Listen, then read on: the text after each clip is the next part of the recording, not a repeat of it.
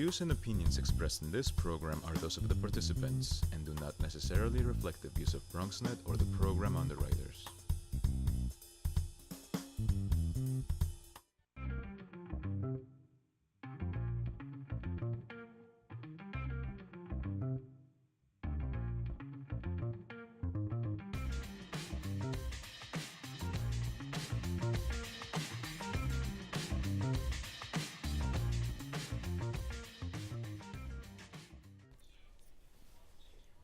Hey everybody, it's time for the Bronx Buzz. This is our program that we do every week, and the idea is we talk to journalists about the borough of the Bronx and about issues related to the borough of the Bronx. Gives you a little insight as to what they're thinking, what they're doing, what they're writing about, and a little bit more about them as well. For the second segment, I'm starting with the end first. We're going to have a BronxNet producer who produces a fabulously inspiring program. But for right now, our good friend Jose Martinez from Noticia, Long Island. Nice to have you with us, Jose. Thank you for inviting me. Always good to have you on the show. And people might say, well, wait a minute, Gary, it's a Bronx show. Why do we have Jose? I'll tell you, because he has perspective, number one, on the Bronx, and number two, on issues that are very, very important and close to our lives here in the borough of the Bronx. So, having said that, you gave me this letter and a couple of letters that were written to, I guess, various executives in government at the Nassau County Police Department, etc., about a young man, I guess, who was deported. And I want people of the Bronx to hear this because it's an incredible story. And so why don't you tell me the story, and then I'm going to grill you. Yeah, Gary. So, yeah, I think a lot of people in Bronx are also thinking about, like, this situation with Trump and the way the Department of Homeland Security has handled everything is pushing some of the police departments all over the country. Well, in Nassau County, one of the counties in Long Island, this guy was pulled over while he was driving, and apparently, according to the police, he didn't use his signal when he was turning on. So he was going left and he didn't signal exactly. left. It's illegal. You can't be doing it. It is a normal thing for a lot of people. You get a ticket. You get a ticket for $188. He paid those $188, but since he didn't have a driver license, he showed his passport. When he showed that, they run that in the e-justice system that they have in their cars, and the police said, okay, we're going to have to call ICE. They called ICE. Right on the spot while he's sitting there on the highway? Yeah, exactly.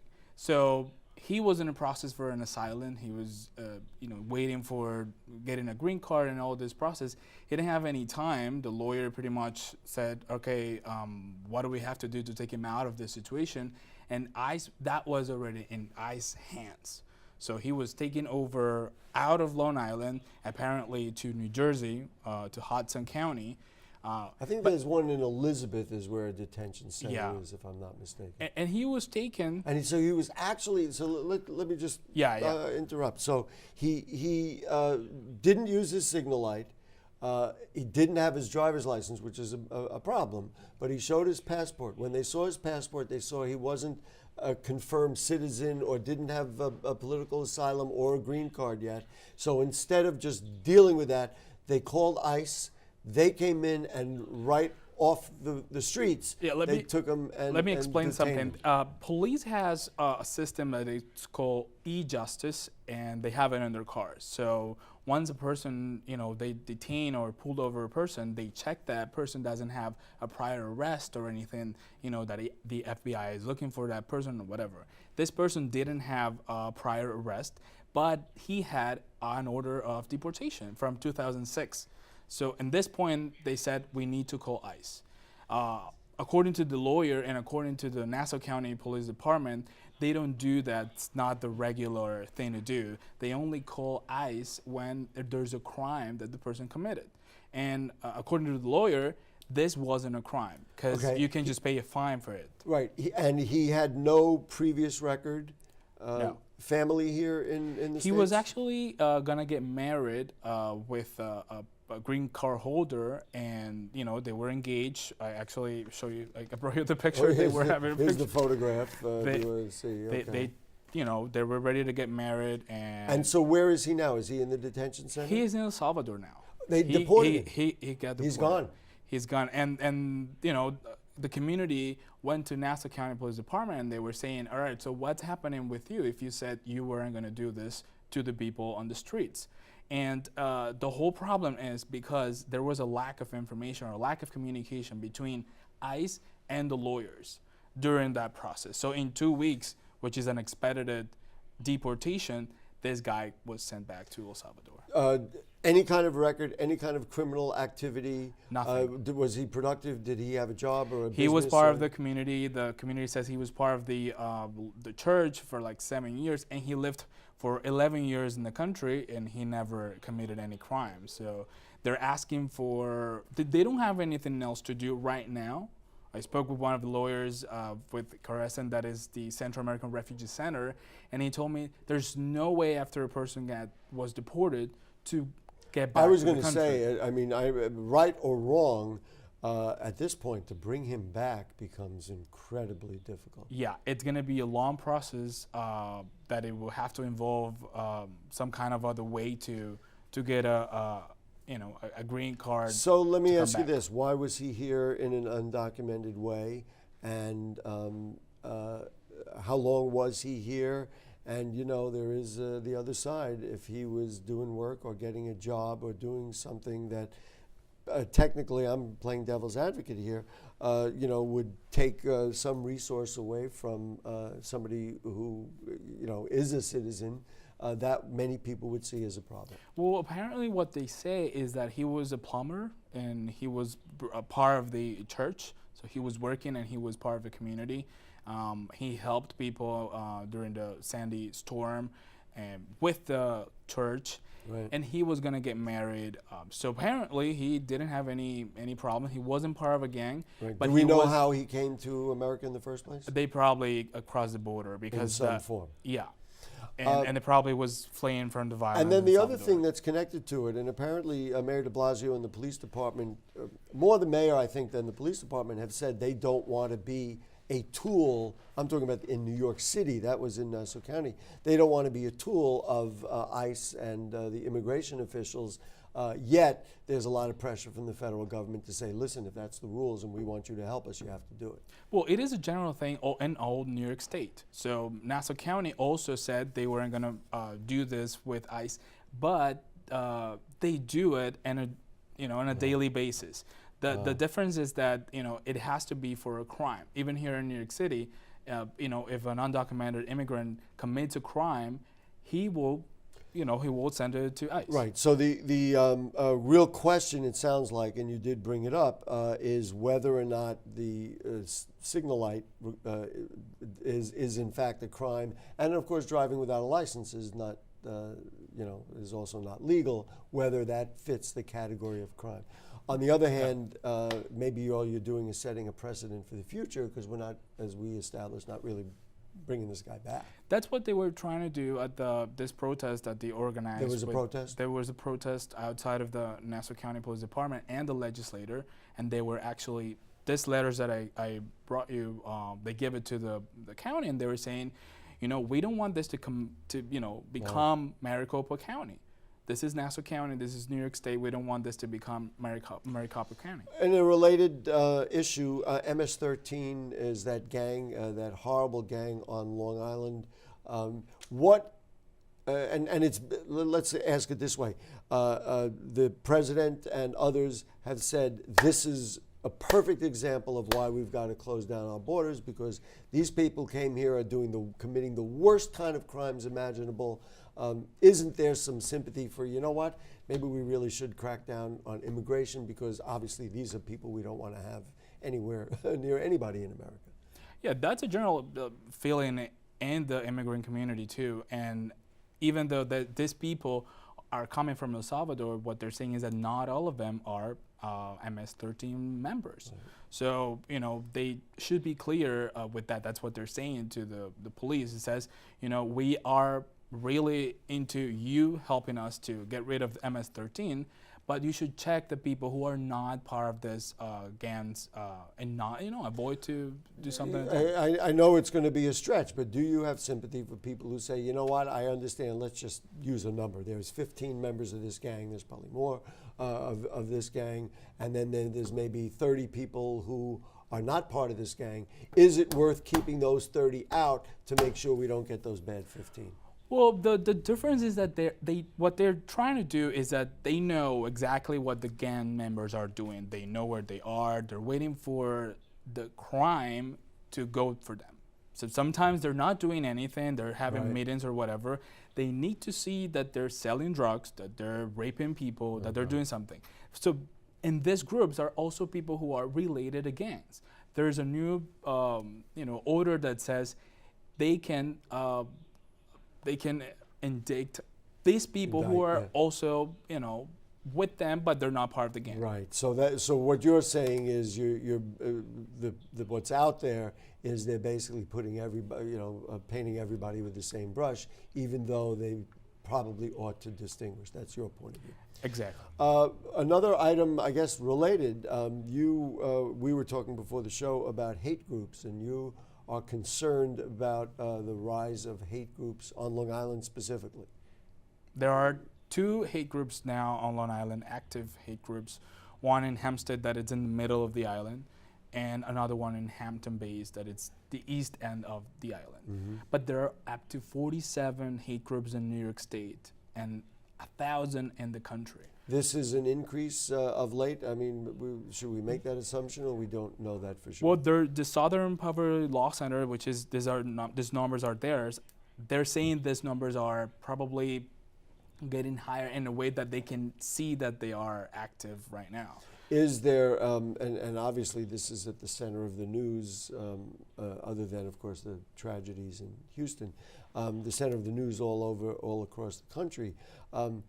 Is there greater activity coming from these hate groups that requires some attention and maybe causes some concern? I think so.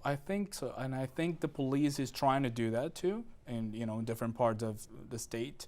On Long Island, they're trying to follow up this late incidents in Syosset High School, swastikas and hate messages in high school or in Nassau Community College, and even the students are thinking. And I'm not talking only about immigrant students. I'm talking about white and African Americans and everybody. They're concerned about what's becoming Nassau County. That's even in New York State. That is a Democrat state. Democratic state, yeah. Jose Martinez from Noticia, Long Island. The bad news, aside from some of the great news you brought to us today, the bad news is that we're out of time for the segment. But it's always a pleasure to have you. Thanks for coming. Thank you for inviting me. Giving us a little perspective on what's going out there, and we'll be right back with more of the Bronx Buzz after this. Sure, I look cute now, but when my owner lost his job, it was rough. I was living on the street, and one night, me and this Cocker Spaniel got into it so bad, I wound up looking like an ice cream cone. I cried a little bit, but thankfully I got rescued, so I'm running, I'm jumping, all back to my old self. And I'm ready to give unconditional love, even if you put a lampshade on my head.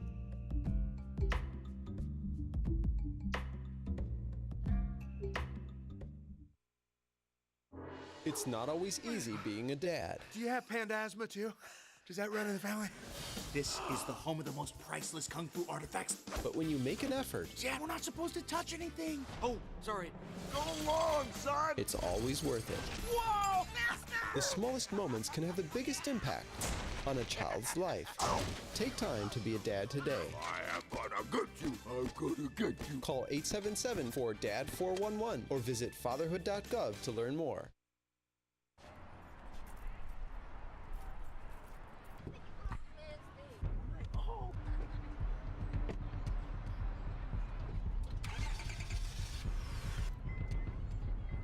Oh my God, go!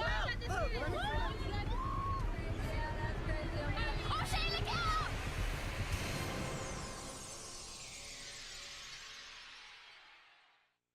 Hamilton was adopted from a rescue in 2008. He really likes to be around people. And as soon as I start to make my breakfast, Hamilton is right there. I get out my mat and I'm doing a downward dog and he's underneath.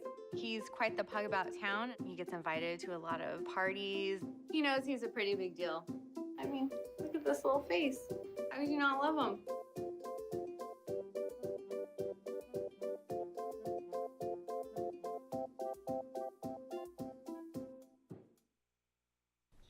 Hey, back with you on the Bronx Buzz, and we are really excited because we have one of BronxNet's independent community producers with us. He produces a program, and I want to get it right, Ignite, Empower, Transform, which are all positive and inspirational concepts, all wrapped into one. Hello to Hosea Gavan. Nice to have you with us. Thank you. Thanks for Tell having me about Ignite, Empower, and Transform. Well, the program is on here on BronxNet, and it's on every Tuesday night at 8 o'clock. And it's a show that basically showcases and highlights people who give back, people who we consider urban superheroes, people who are devoted and dedicated to uplifting our young people. And we're taking the opportunity with our show to make sure that we recognize these good people. Let's do a little rewind here. How many years has it been on? And we also want to know what channel it's on. So it's Tuesday at 8 o'clock on channel 68. 68, okay. And how many years, how long is it? This is our first year. First year. And so how many episodes have you done? 18. Before we even get into the specifics of the show, and we have a special guest who's going to join us, I want you to tell me a little bit about the process that got you to be an independent community producer through BronxNet Television. Well, the first thing you have to do is there's a training involved, and you have to take a training course that teaches you how to use the studio. So when you come and do your show, you're familiar with the process in terms of how to actually function in the studio.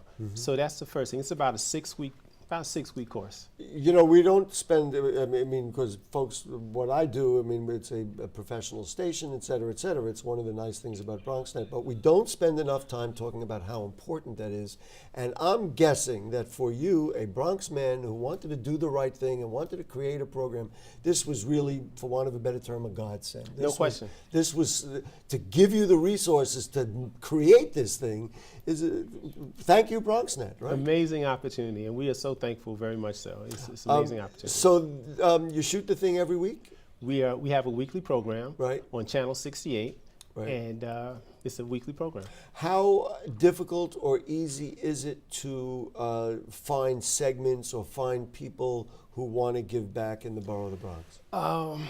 Well, let me ask it two ways. Number one, in general, how is it out there? And then number two, because I know what it's like to produce a weekly show if I know anything, how difficult is it to put that together? So let's start with the resource out there in the Bronx. Well, there are a lot of people who are giving back, who are involved, who are very dedicated to uplifting our young people. So we do have many people in the Bronx, but we are not just limited to the Bronx, because we have people who may not live in the Bronx currently, but we're from the Bronx and are doing things in other areas. And then we want to use this platform to let people know around the world what people are doing in the Bronx. We just had a show in Orlando, Florida. Wow. I was at a reunion, and I went to school in Des Moines, Iowa, college, and I was able to actually interview one of my classmates who's based in Chicago, but he's doing pretty much the same kind of work that we're doing here in the Bronx. Well, how uplifting, how inspiring, how wonderful, really, because you know, we live here in the Bronx. We know we have so many great people and so many people who really care and want to do stuff, but you are literally widening the circle. Oh, people need to know. The Bronx is beautiful. Boy, do I love this guy. People need to know. We right. we have to take the initiative to let the world know how beautiful this borough is and the people in it. We are going to show a clip, but before we do that, we're going to do something we have never done before in the show, and this show is 1.5 years old. And so it's time for Rebecca Gavan. Come on. Don't you stay where you are. Come on, just walk right in. It's completely unprofessional, but you know, we're doing it. Here, ladies and gentlemen, is 9-year-old Rebecca Gavan. She's going to sit on Daddy's lap. Hi, Rebecca, how are you? Good, thanks. Good. And so what do you do for the program? Well, I'm one of the hosts, and I'm involved with the show. I interview the young people. And so you put the other angle. It's not only people helping young people, you talk to young people themselves. Yes. Was it difficult? Was it interesting? Tell me a little bit about hosting the show and what it is that you do on the show.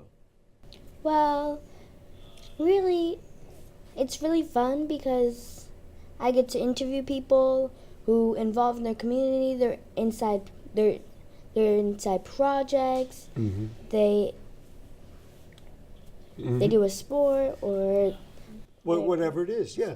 And you seem to have, judging from what we're all witnessing right here, you seem to have an immense amount of poise.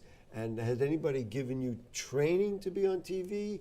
Or were you ever nervous? Because it certainly looks like that you can just sit up here and take my job. I'm so sorry to say. Well, to that point, Okay. it's funny you should say that, but actually sometime in the very near future, she's actually be launching her own show. You want to talk a little bit about that? Okay. Yeah. I'm sure she does. Go ahead, tell us all about it. Well, my show will be called Becca's Constellation. I'll have, stars come on my show. I'll teach them something, and they'll teach me something. I'll be interviewing them during it, and yeah. So now, am I hearing, are we going to show a clip of Ignite? Oh, we're not going to do that. Oh, okay. I thought we were going to show a clip. So I want you to tell me about, I guess I'll ask you, and then we'll ask Pop, about like the best segment that you have done so far, the thing that inspires you the most, the thing, that kind of thing. Tell me about that. Like my favorite show? That's what I meant. Your favorite guest, maybe. Somebody who inspired you and you said, you know what, this was a very cool person. I think it would be Ava Morgan. Okay, and what did she do? Well, her dad was beforehand, and she wanted to be multiple things, and pretty much she was. What was it that made you say she's the most inspiring show? Like, what did she do that was interesting to you? Well, she was inspiring because she loved acting, dancing, and she wanted to do all of those things. And she performed a show, I think, with Shrek, Before she got to you. Yep. Wow. So for you, that must have been incredibly exciting. Yep. Yeah. Okay. Hosea, tell me a little bit for you. Same question. What kinds of things are on the show that have really inspired you? Well, I think, again, kind of to the point that we were making earlier, it's a beautiful thing to know that there are so many people out here that are doing what I consider God's work. Mm-hmm.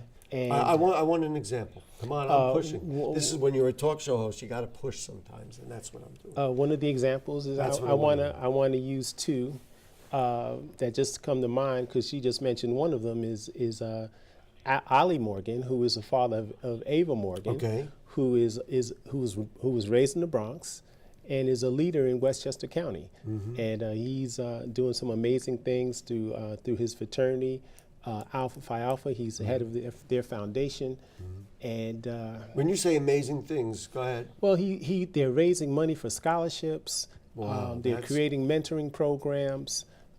They're supporting community projects in the Westchester community. Mm-hmm. Those are the kinds of things. They're taking the initiative. They're showing leadership. Wow. Those are the kinds of things that are powerful. Rebecca, why do we need programs like this?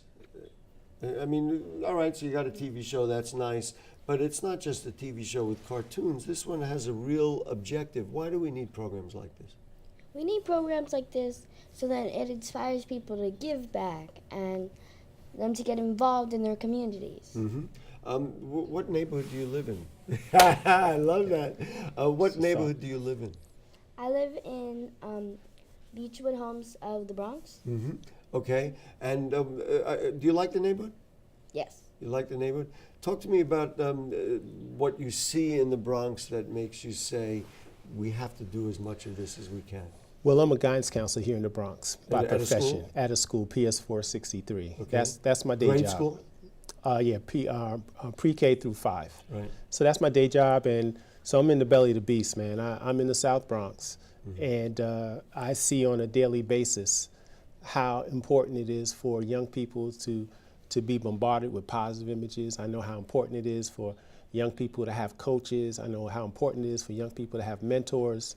And so hopefully through our efforts, through our program, which is under the guise of the National Give Back for Kids campaign, which her mother, my wife, is the chairperson of, it's all about convenient. it's all about making sure that we continue to provide programs, projects that can help to make the world better. That's out there.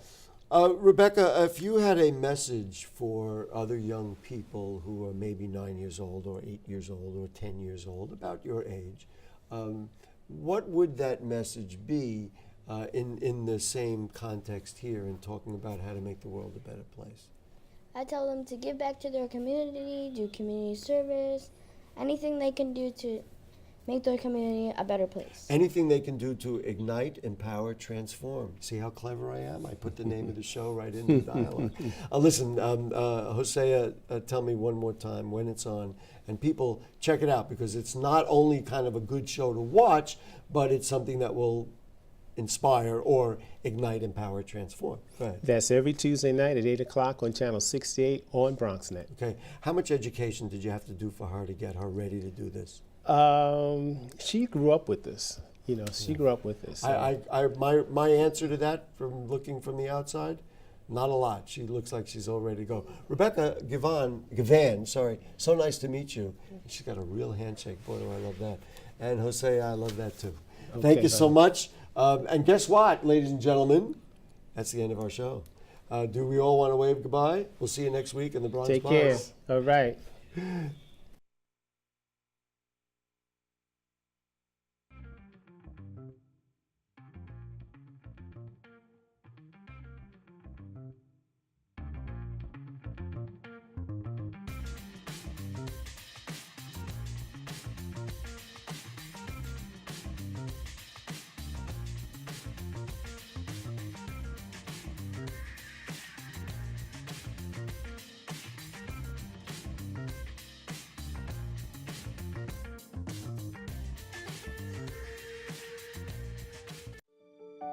We are there, day one, with baby names and a gift that lasts a lifetime. We are there as you grow, protecting you and those you love. We are there when you get your first job, helping you to save for the future. We are there when you marry your sweetheart to help secure your new life together. We are there if the unexpected happens, to help you see life from a new perspective. We are there when you start your next chapter to make sure you get off to a great start. And we are there when you lose your soulmate to help make sure you will be all right. We are with you through life's journey. Social Security, securing today and tomorrow.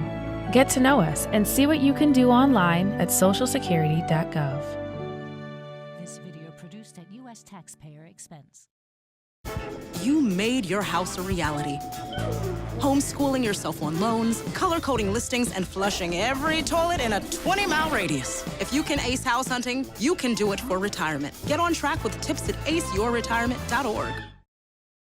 1 in 6 seniors faces the threat of hunger, and millions more live in isolation. America, let's do lunch. Drop off a hot meal and say a quick hello. Volunteer for Meals on Wheels by donating your lunch break at americaletsdolunch.org.